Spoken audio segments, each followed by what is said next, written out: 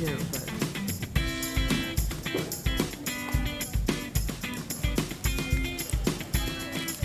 What are you looking for? Oh, 10. Karen, you need?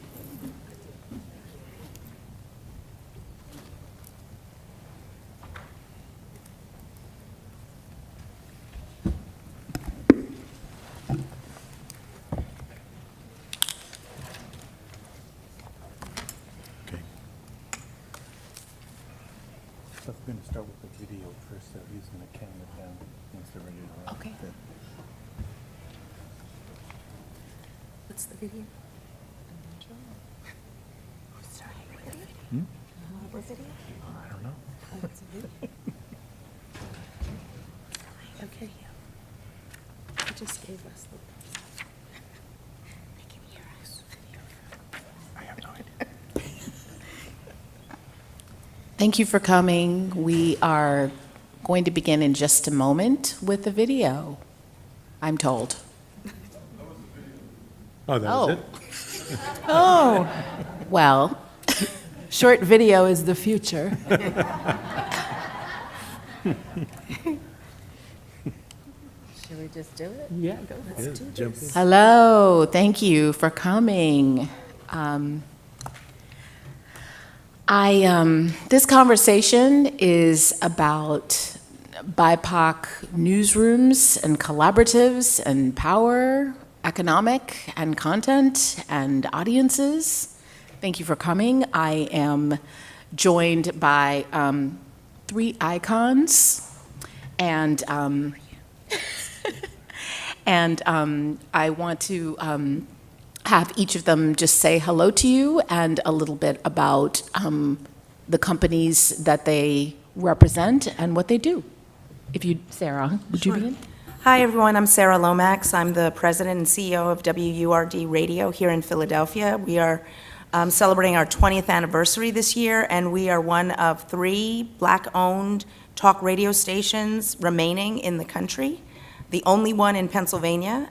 So I'm very proud that we are celebrating 20 years because it has not been an easy 20-year journey. And I've been running Word since 2010, and my family owns the station. And we welcome to Philly.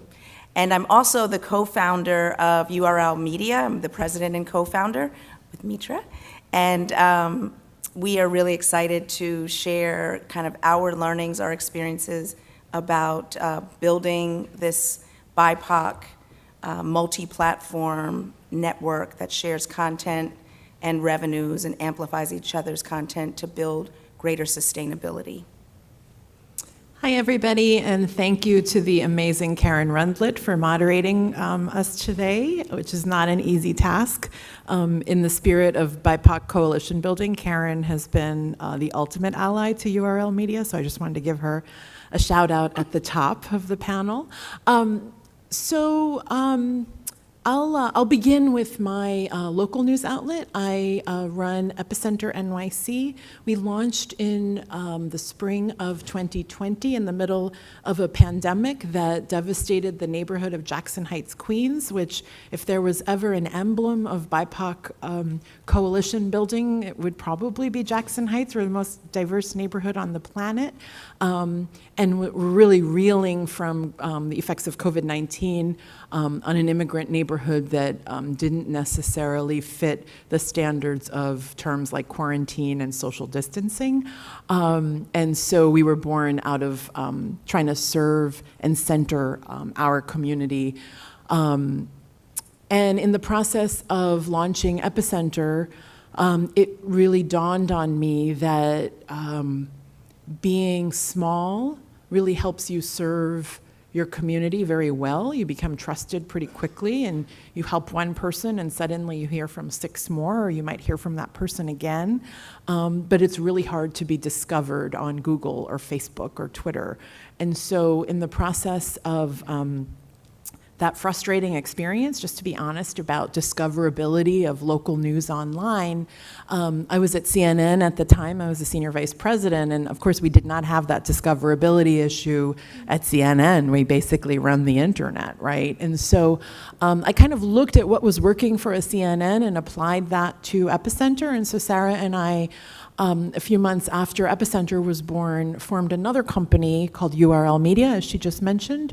URL stands for Uplift, Respect, and Love. We're a network of community media organizations like Epicenter, like WURD, and an amazing organization you're about to hear about called Palabra. We started with 8 such organizations. Today we have 21.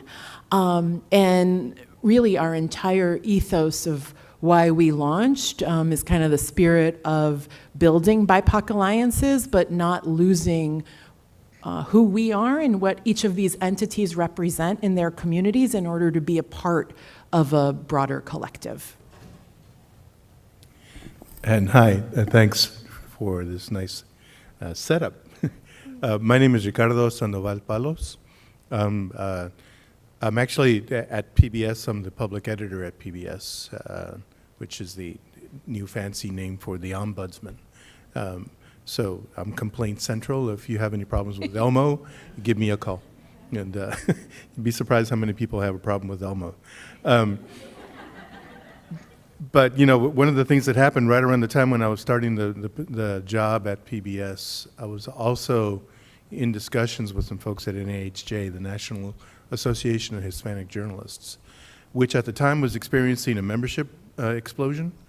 Interestingly enough, half of the membership that was coming into the group was freelancers or independent journalists, which I think was kind of a bit of a wake-up call for a lot of folks, in that the organization started asking itself, what are we doing on behalf of our freelancers? I mean, the traditional model is that you help someone try to find a job within established media. And I'd long been arguing that for too long we'd been on the sidelines waiting for a place at the table. And a number of people in NAHJ had heard me say that maybe we build our own damn table. And so that's, in 2019 is when we decided, with the help of Alberto Mendoza and B.A. Snyder, came to me and said, hey, let's start this publication that is going to serve the freelance population of NAHJ, and become a platform and outlet for the freelancers. They asked me, what we'd like for you to edit it, and what would you like to do, how would you like to start it? And I said, 2 things I need. I need a commitment that we're going to pay on time, and we're going to pay a competitive fee. So we're at $1 a word, right, for the experienced writers. And everybody, hopefully, gets their money within a week or a week after publication, which is, I think, doing a lot better than a lot of other properties in the freelance business. But the important thing that in my mind came up was the opportunity to start it with a quality value built in. The only money that I kind of did it as a volunteer for almost 2 years.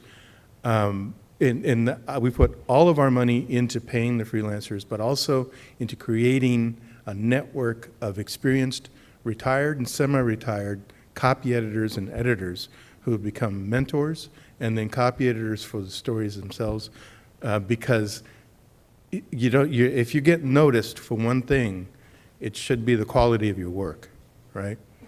And I think that plus the exposure that we got through URL, which is something that we jumped into right away because I saw this potential for the collaborations all across the board and how wonderful it could be for us to really kind of maximize our presence and create a flow of content.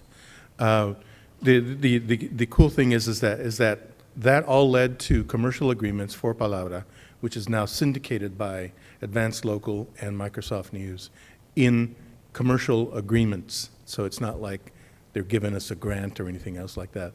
They're paying us for the content. Now, I've since stepped aside, and Valeria Fernandez, who's an amazing editor in Arizona, is steering the ship. And it's amazing to see how it's all flowering and growing and just creating what I believe is a true opportunity to show what we can do when we're given the right set of tools to jump into the fray on our own. So we had a very spirited conversation to prepare for this, and we are heading into 2024, which is an election year. And we had a conversation about community and audience, and community is where we live and who we love, and audience is a bit of a business term. So I'd just like to start by asking everybody on the panel, what does community mean to you, and what does audience mean? Sarah. So I think that WURD, so I'm going to kind of answer your question, but I'm going to kind of speak to something that I think was very fundamental about the creation of URL. And so my entire career has been in this community media space. That's another new, amorphous term, community media. Well, I've been in Black media my entire career. And I know that Black media has been under-resourced, underfunded for centuries, forever.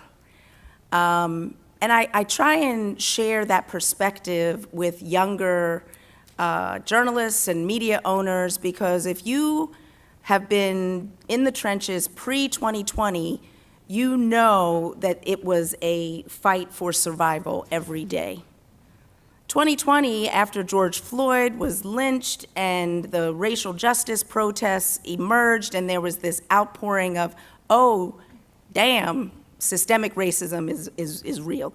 There actually is anti-Black racism that exists.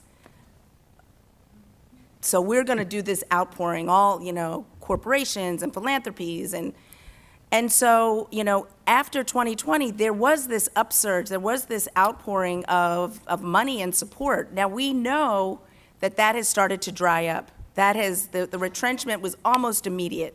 And we knew that was going to happen because history told us that was going to happen. And that's 3 years. That's just 3 years. Just 3 years. And so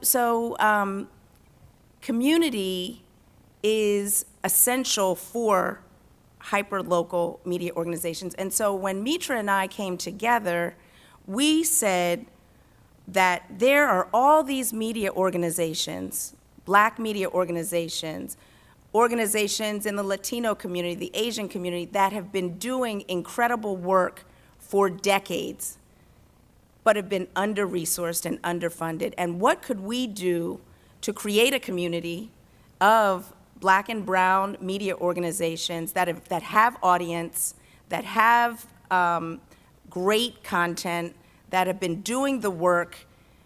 Now that there are some resources coming in, that there's this recognition that we've been disempowered and underfunded for such a long time, how could we create how could we support organizations like WURD, like Epicenter, who don't have scale, like Mitra was saying, but have great content, great audience trust, and all of that stuff, so that we could create a much more vibrant, sustainable organization. And so we looked at the pain points in each of our organizations as local Black, brown organizations. What are the pain points? Well, for us, pain point, it's always revenue, it's always money. So how do we create a network that's going to bring more resources, more money to Black and brown media organizations? And so we created this network where Word doesn't have a massive audience, but knitted together with Epicenter and Palabra and Push Black and all of these entities that are a part of the URL network now, we do have scale. And so we can go to national advertisers and say, look, if you want to reach these audiences in trusted environments, you can come through us, and we will allow you in authentic and honorable ways to reach these audiences, and we can bring money to our network members, and that has worked. And so I'm going to stop there. I think you should actually give an example of money that was brought in. Yeah, well, I mean, so we've had a number of deals. We have an incredible relationship. There's one, and it's taken, I just saw Duck Lou come in. Duck knows. It took us a minute to prove the model, but we have cultivated really powerful relationships, particularly with this agency in New Jersey called Princeton Partners. And so we got this amazing deal last September, I think, is when we were notified, to do a major campaign around vaccination and COVID vaccination for the state of New Jersey. And we were able to deploy those resources to all of our partners that touch New Jersey. And that has been an opportunity. So the majority of our partners have seen tangible revenues come in. Now, not all of them, because what has happened is it can be regional, it can be, they just want to reach the Native American community, they just want to reach the African American community. So we have had to like slice and dice and become very nimble and efficient at serving these, the requests. And at the end of the day, though, we feel like we have been redeemed, that this idea of bringing resources to Black and brown organizations that otherwise would not have seen that money has shown that this concept that Mitra and I created has value and is a part of the answer to building power, building sustainability, building opportunity in BIPOC media organizations. Thank you. I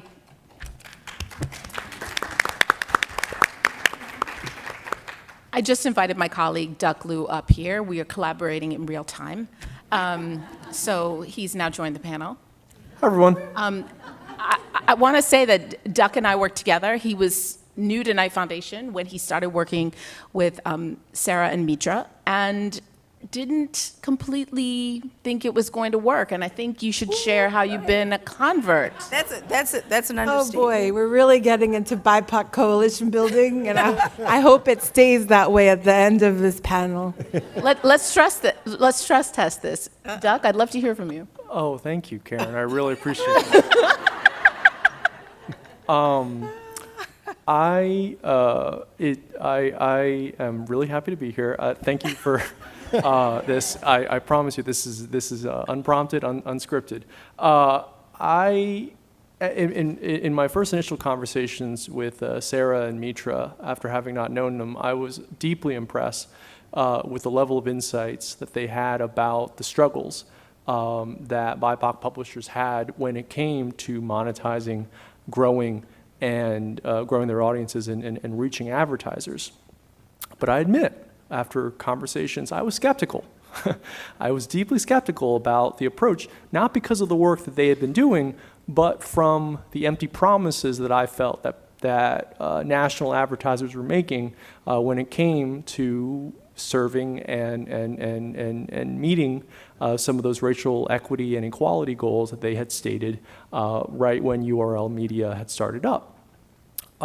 It wasn't anything that they were doing. I was just like, I need to see the numbers that these advertisers are telling us, because like ultimately this is an ad network. We can measure the success of this, right? Like it's measured by the dollars that go back into the pockets of these publishers. And if we don't see those dollars, then what are we talking about here? Fortunately, I stand before you a man that was wrong. I was just wrong. And I think that part of the success for URL Media has been the relentlessness and what Sarah and Mitra have been able to do to put together the team, to put together the right story in order to talk to the advertisers. And I'm really proud to be able to say that. And we are also proud to say that as a result of the conversion, Knight Foundation continue to support for URL Media with another $1 million grant in order for it to continue to develop their operations, grow, and include more publishers. So I think ultimately what I'm really excited to see beyond the growth of URL Media itself is that we're able to put value to Black and brown audiences. Like, these are valuable audiences that deserve advertisers looking at them and saying that I need to pay money in order to reach these folks, because they're the ones that I need in order to buy my products, know about who I am, be part of the culture, and having a place like URL Media be the intermediary for that to happen, I think is an incredible way for them to do it. Well, and I appreciate that Duck was willing to be corrected. Yeah, so publicly. This I is do. This is pretty remarkable for a funder to come on a panel and say that. So thank you, Duck. I Yes. want But to plus one. I do want to say too, Duck is the one who really brought the investment back to the team and said, this is worth supporting. So Yeah, I wanted to share He that. became like our biggest champion. So we are like very grateful. But what I will say is that, and this was kind of the rub with us, between us and Duck. Because what I know is that generating revenue for Black and brown anything takes a long time. And so I was saying, Mitra and I were saying, yo, this is going to work, this is going to work, this is going to work, but it's going to take time. And Duck was like, well, I don't see it happening. I don't see, you gotta show me the money, was basically what Duck was saying.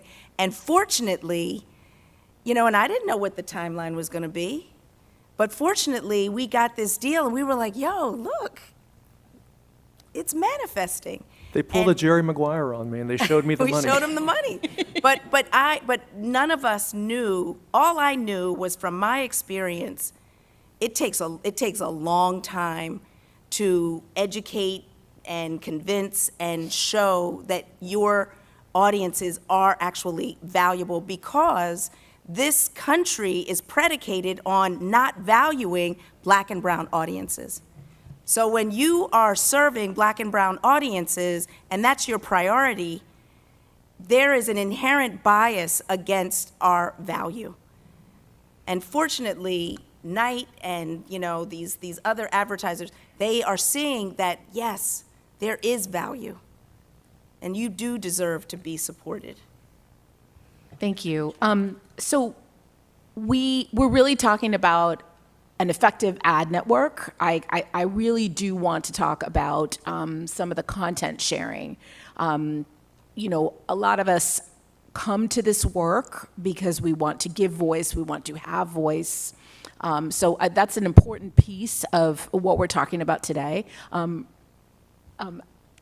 Mitra, would you talk a little bit about the content sharing work and how you at Epicenter have also worked with Palabra too? Yeah, this is a great question. So in sort of that feeling of being small that I described, there's a few ways, and this does actually get to your other question about defining community, because I actually think of the term as many overlapping communities that we all belong to, right? And in our kind of mainstream framework of local news, it tends to be a pretty bordered look at people's identities based only on where they live, right? And there's no group I can think of that better kind of defines overlapping identities than Black and brown people in America, right? Whether it was centuries ago or 2 weeks ago, everybody has come from somewhere else. In the case of the indigenous community, we've done a lot of work to educate our own members and use Native News' content, one of our partners, to talk about the very real history of the indigenous population in the US, but also efforts to obliterate that population. And so kind of this idea of being defined by being other is actually unifying, right? And so that's, I think, one framework to think about from a content sharing perspective. You know, I'll give you one example with Palabra. One of Epicenter's early stories was about the efforts for the undocumented population in New York City to get vaccines. And we're focused on New York City, but I got a tip from someone saying there's a group of women, Latinas in Maryland, who are organizing on Facebook to do it kind of similar to what Epicenter is doing for its community in Jackson Heights. And so I reached out to Palabra and I said, do you guys think this is a story? And so not only did they do a story, I don't know if you remember, Ricardo, he works at PBS, so he also did a video on it. And we got a translation of that story in Spanish. So suddenly, there's 3 pieces of content that are in Maryland, right? That's not a local news story for Epicenter, and yet this process of helping undocumented immigrants get access to vaccines is 100% a local news story for Epicenter. And so we ran the story, we ran it in Spanish, we share that on our platforms, we share that across social media. And there's something in that moment that makes you feel bigger than you really are, which is a lot of what Sarah's talking about, the resources and the crunch that, I see people nodding. Like every morning you're like, how am I going to attack this news agenda, right? I don't have enough people to do it. And so the beauty of what I just described is it's multi-platform, it's multiple languages, and it's also immigrant-centered in its approach to coverage. So I feel a trust. So one other way to think about community is that we're also in community with each other. In some ways, what we represent in sharing content and revenue is so disruptive to how capitalism and media work, right? If you think about how journalism schools train people, it's sort of this like old school city hall model of like elbowing each other at a press conference and you get the thing first, right? That's absolutely the opposite of how we work. And there is this ethos not just of content sharing, but also sharing like news tips in the case of Palabra. Just one other thing I'll say is that another way that I think we've worked together is in the measurement of this impact, to talk about the value of our audiences. Mainstream media, again, like we operate in an era of web impressions, but 2023 alone has shown us the economic downsides of that if you look at the implosion in digital media. And thankfully, our partners measure impact through, well, how many people learned about that at the food pantry? Or, did this story run in multiple URL media partners? Were we able, as we work with an outlet that all of you should know that's also a URL media partner, Documented, if we share tips on how to get your kid into New York City public schools and test into gifted and talented kindergarten on Spanish-speaking WhatsApp platforms, like how many people did we reach that way that we otherwise wouldn't have gotten? So those are some examples of how for Epicenter, the being tethered to something greater than ourselves is not just transformative, but actually a necessary part of our journalistic model. The last thing I'll say on that is that we're not strangers to journalism networks, right? Gannett, McClatchy all represent this same idea of working at scale, but where they failed was not in resourcing from a community perspective. They tried to create cost centers, and while there's a lot of efficiency that we're bringing, really it's rooted in serving communities. The word serving is used constantly when our partners talk among each other. Thank you. Yeah, I think that's critical, and I think the thing that I really love about the URL media idea and now the reality is that it does represent what I believe is for too long had been considered an other in the media landscape in the U.S., where there were niches for Latino media, there were niches for the black press, right, for so long. And all across the spectrum, there were all these little niches that we had. And there was a resistance, I think, a natural resistance to these niches coming together. And what I love about this is that it shows that we're not an other. We are actually the mainstream, if you look demographically across the U.S. And what I love about it is that it gives us an opportunity to tap into other sources of content that can resonate with our intended audience as well. There's a story we did early on at Palabra was about Evanston and the local attempts for reparations in Evanston. So people would say, well, what, is that a Latino issue? Well, not specifically, but it is an issue that resonates. It's an issue that can show a broader audience how a community is standing up and holding everybody else to account. And I think that kind of story resonates across the board. I kind of like to think that it really reminds reminds me at least, of just our origins. I mean, I was born with a bruise on my butt, right? That I call it. It's the stain, right? The odd name for it. I really hate the name, but it's a Mongolian stain. But it's an indication of your genetic origins.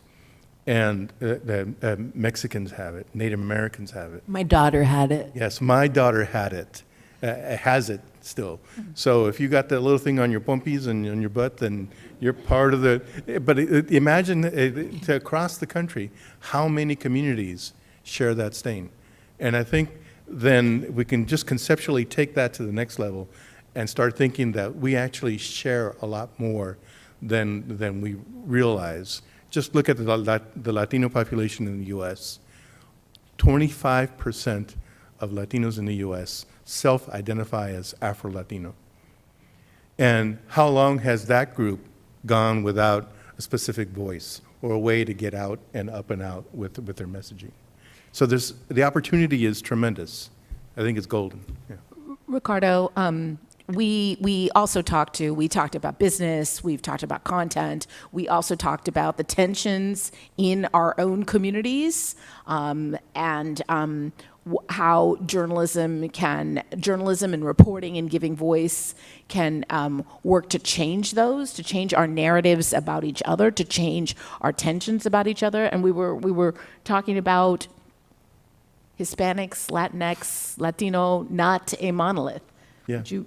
No, it's very true. I mean, I think for too long, I've been in the business for 43 years now, and I can't remember the last time I saw a truly diverse panel, say, of folks, experts talking about the Latino vote, right?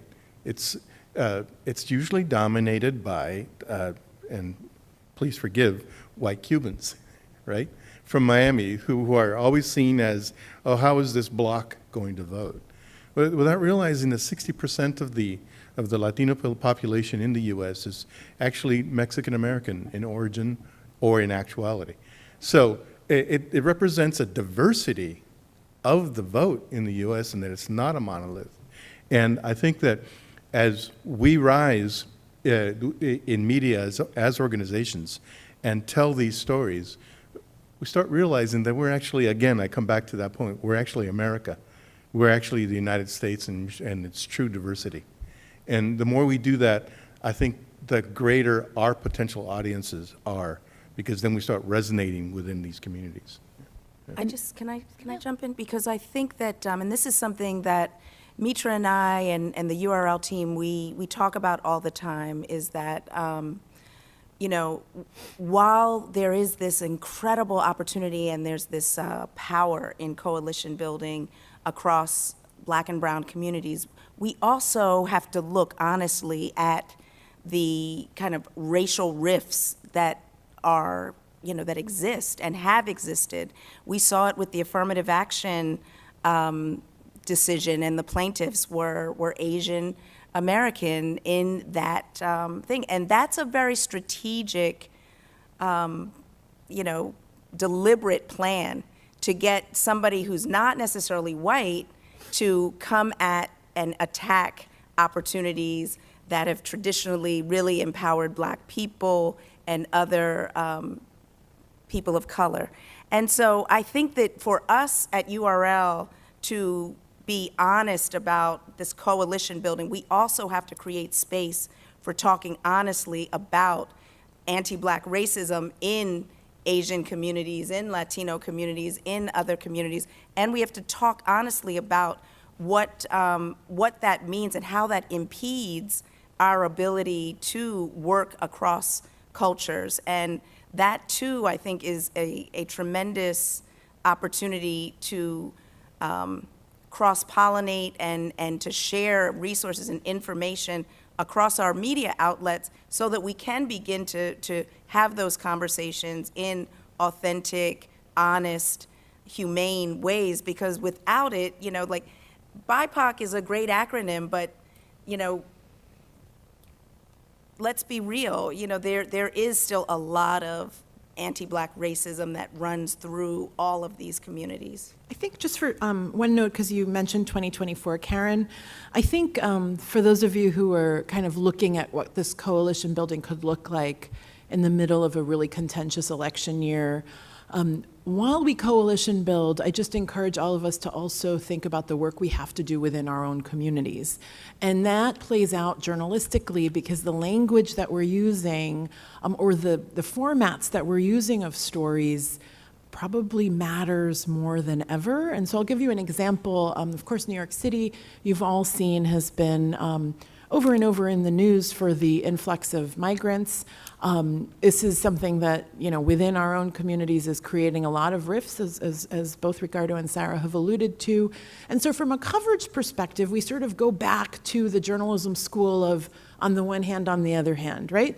Some immigrants are welcoming the new neighbors with open arms, and some people hate their existence. And then we sort of say, okay, good luck to all of you, right? That's how we write these stories. And so if you're Epicenter, that really doesn't serve anybody, right? So remember, the focus on content that Karen asked me about, I think the core difference is that I'm trying to serve you with content that might make you do something or think differently or learn something. And so as we've been covering this, our civics writer, Felipe de la Hoz, who's excellent, we kind of said to him, how are we going to cover these riffs, right? And so in a very plain-speaking way, he said, well, let's address them head-on. So one concern we were getting over and over is, I came the right way. I'm seeing groups that are being put up in a hotel room and getting assistance. I did not get any of this, right? This sounds familiar. I'm sure a lot of communities are hearing that type of language from immigrants themselves. And then the use of the word illegal, right? And so Felipe said, seeking asylum in the United States is a perfectly legal right. So for you to say somebody is here illegally is actually factually inaccurate, right? And so the semantics of how we're even addressing stuff that in the mainstream, I sometimes don't think the time is taken to even strip down the terms and define them. And also, this is like a whole aside, and I'm not going to get into immigration policy today, but the coverage of legal ways to enter the United States is very flawed. And so we sort of take it upon ourselves to cover it that way. So I just wanted to make sure that as 2024 is looming, that we're thinking about those as conversations with our community. So my hope is somebody reads Felipe's work, and it almost becomes the script with which we can then go back to our own communities and combat a lot of the inaccuracies that are pervading them. That's a critical point, because I think it really exposes the need for a cultural competency on your staff, and that's why this is one of the important things about the URL Media Network is that, each of the entities is its own set of experts in cultural and competency, right? Because we're the ones who know the context. We're the ones who know the nuances of the reality, for example, on the border. We know where to go find answers to the question, why are so many Latinos in South Texas supporting Donald Trump? Mm-hmm. Well, we can tell you, because we know who they are, we know where they are. Why is the issue of border enforcement so complicated along the border with so many families? And it's because many of the jobs held in border enforcement are actually held by Latinos.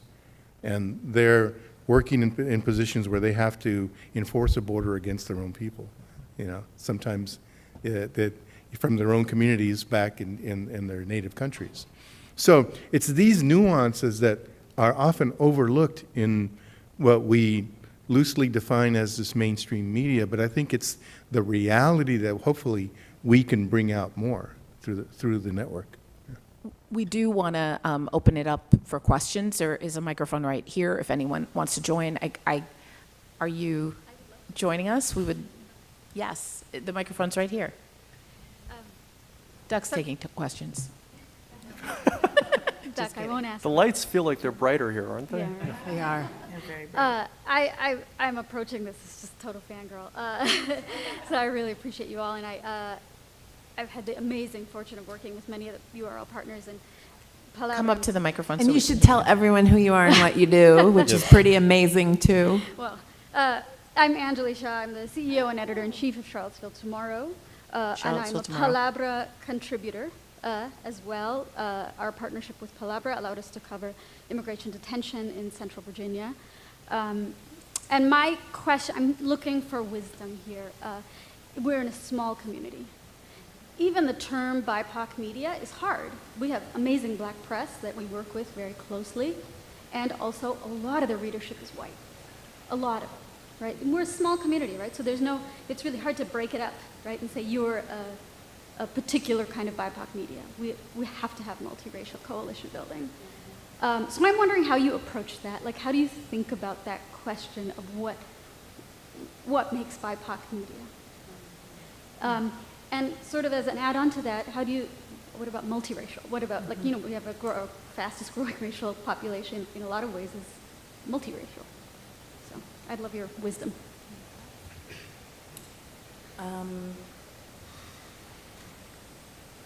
So I just want to be clear, I'm understanding the question.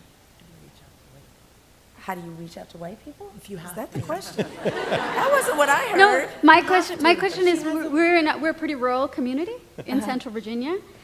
So we have Charlottesville Tomorrow works in, okay, I'm going to try to make this quick. I'm so sorry, guys. Charlottesville Inclusive Media is a coalition of media organizations in Central Virginia. And we work with a very amazing black press.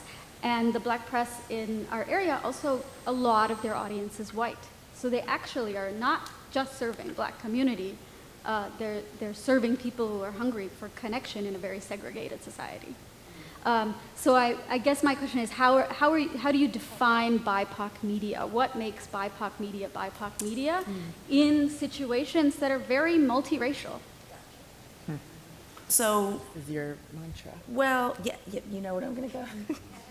So ownership to me matters. Ownership is essential. And so, URL media started with, black and brown owned media organizations.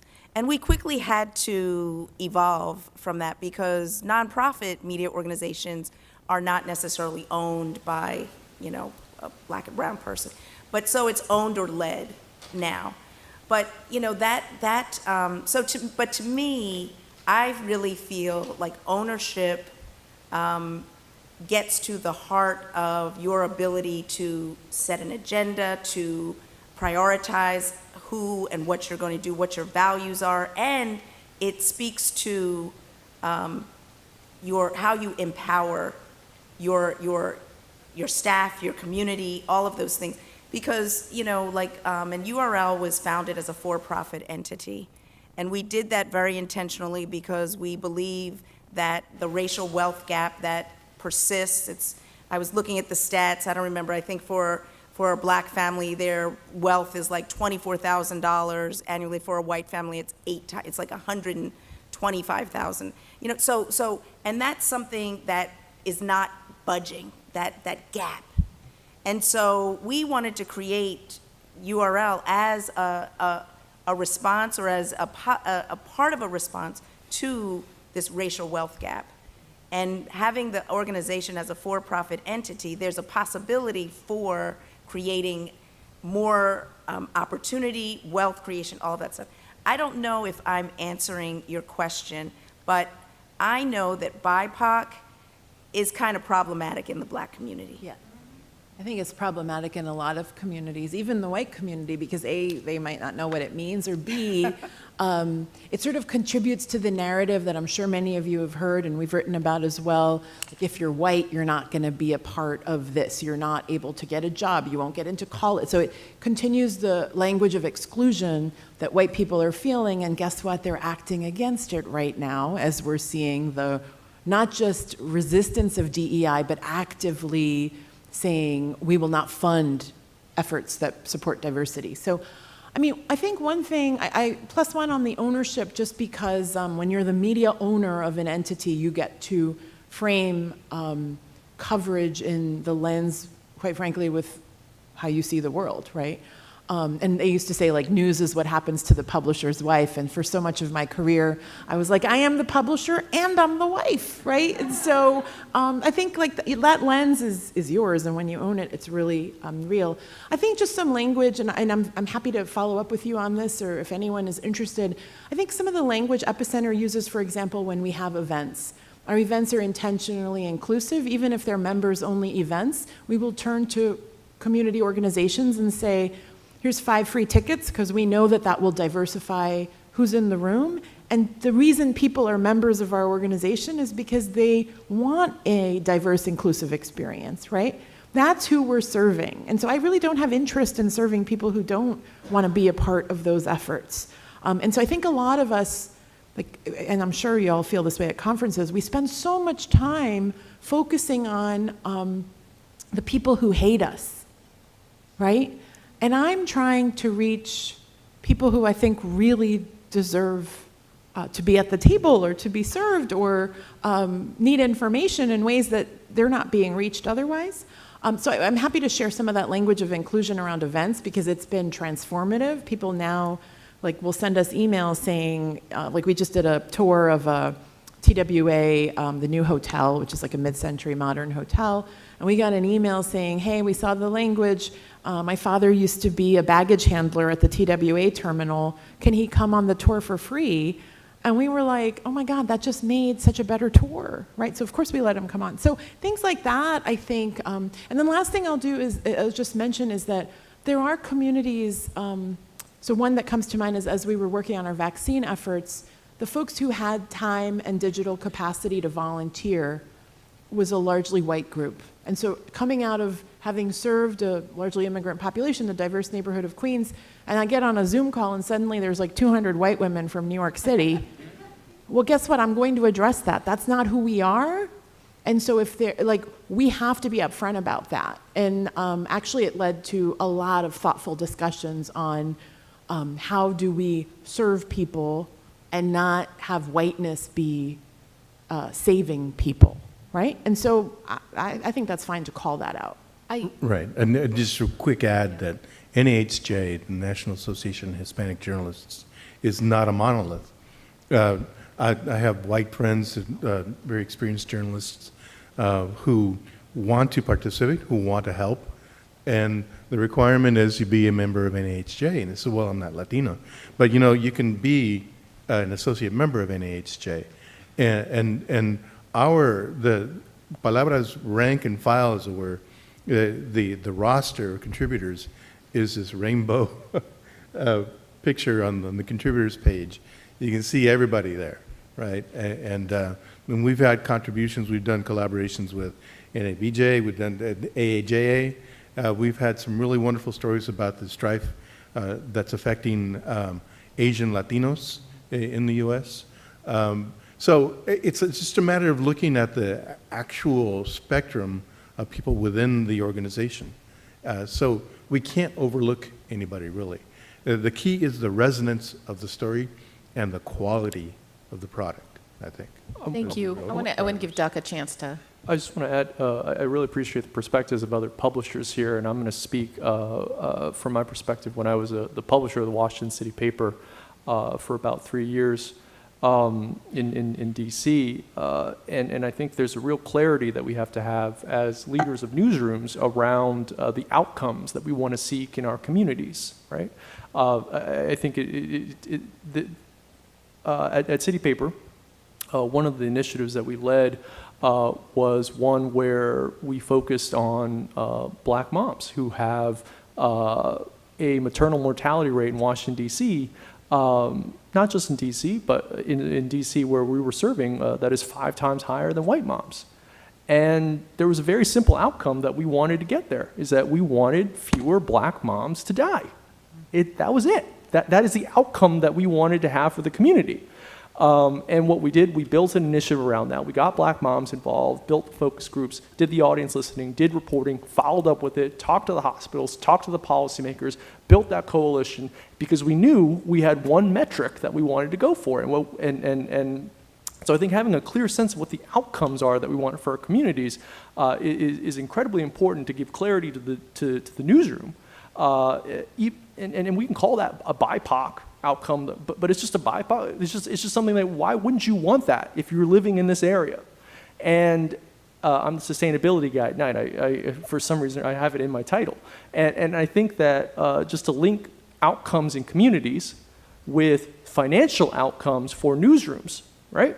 Like if you think about where the URL media is going to be the reason why it reverses, but where the growth has come in terms of financial outcomes for nonprofit newsrooms has been from philanthropic sources and from individual donations and donors.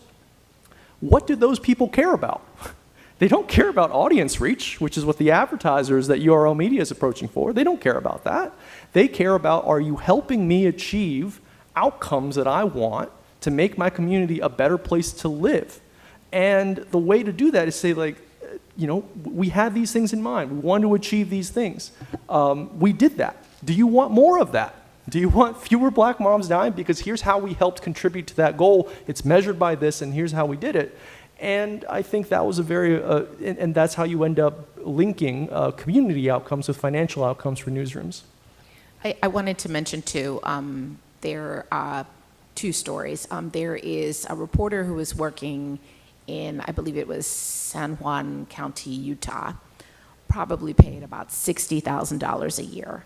And through the reporting, figured out that a certain firm was taking money that they shouldn't have been, taking $109,000 a year. By reporting on that, that was uncovered.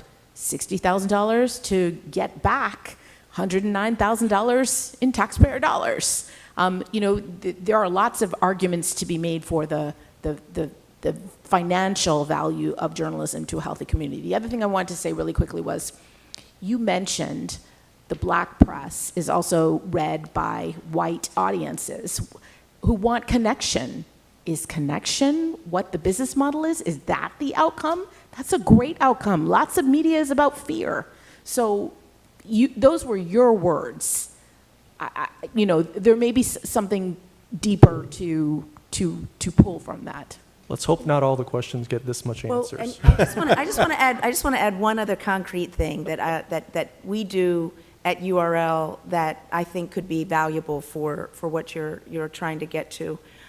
We are very intentional about supporting Black and brown vendors. So if we are a BIPOC organization, we make sure we are, like, we just did a retreat. We stayed at a Black-owned bed and breakfast. We did our dinner at a Black-owned restaurant. So where you spend your money also is indicative and reflective of your values. And so that's, you know, there's a business component to our media organizations, and we can influence how we support BIPOC communities that way as well. Michelle. Hello, Michelle Ferrier.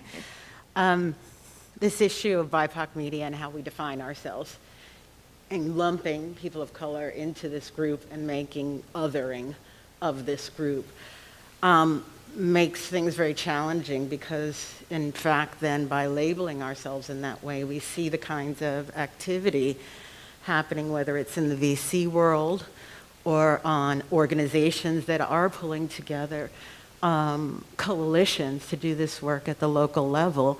We see attacks on their websites. We see attacks on their personnel. We see attacks in lawsuits against them for the very focus on their communities that they're trying to bring.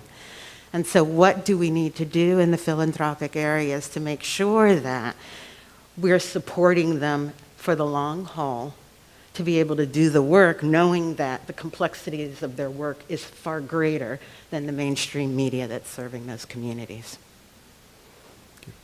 I mean, I do think what Sarah says is worth underscoring, that we're supporting not just BIPOC media, but an ecosystem. And so I think I just want to underscore the vendors and businesses and really seeing support as widespread with the goal of power and wealth creation, right? And just to be explicit that it's okay to be seeking wealth for our communities as opposed to constantly training our communities to do better.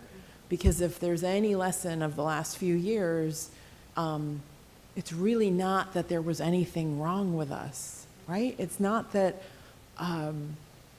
suddenly being able to perform will undo decades, centuries of injustices. And so, like one area that I think is worth mentioning, URL runs a arm of recruitment that Leonor Ayala, who's seated in the second row, oversees, of inclusive talent development.